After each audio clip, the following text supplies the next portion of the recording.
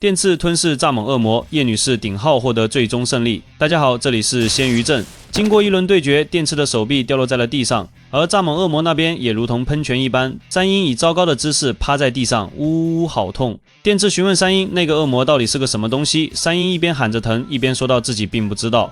既然什么都不知道，电刺也不打算给予对方任何喘息的机会。他一个箭步再次从蚱蜢恶魔的身体穿过，蚱蜢恶魔身体急速倒退，问你到底是什么鬼啊？电刺大声询问道。然而他刚说完，蚱蜢恶魔的头就从他的身旁穿过，比刚刚更快的速度，蚱蜢恶魔几乎是在一瞬间出现在了电刺的身后。他拉着电刺的围巾，随后用力一甩，强大的冲击力度直接让电刺砸穿树洞大楼。这夸张的力量让电刺瞬间落入下风，还没等他站起身，蚱蜢恶魔就飞了过来。随后他近距离对着电刺发动猛烈进攻，电刺被打得毫无还手之力，在蚱蜢的强烈冲击之下，墙壁再次破碎。三鹰遭见状，立刻抱着电刺刚刚掉落的手臂跑了过去。他大喊了电刺一声，随后用力将手臂往电刺的方向扔去。在招的帮助之下，电刺的战力得到了恢复，在手臂接回的瞬间，他就发动了链条捆住了蚱蜢恶魔的腰部，随后用力回抽，利用回抽产生的加速度直接对准电锯。就这样，原本还强悍无比的蚱蜢恶魔，在电刺的这一套连招之下，彻底变成一块块的积木。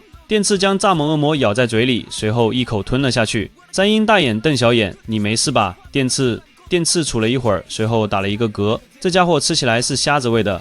见对方没事，三鹰也露出了微笑。然而下一瞬间，坏女人就一枪开了过来，近距离的攻击，电刺直接消失在了原地，连同后方的建筑都轰出了一个大洞。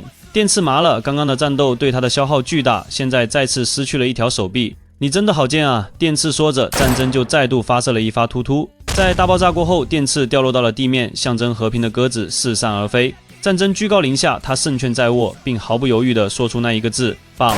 也就是说，这一场战斗是坏女人获胜了。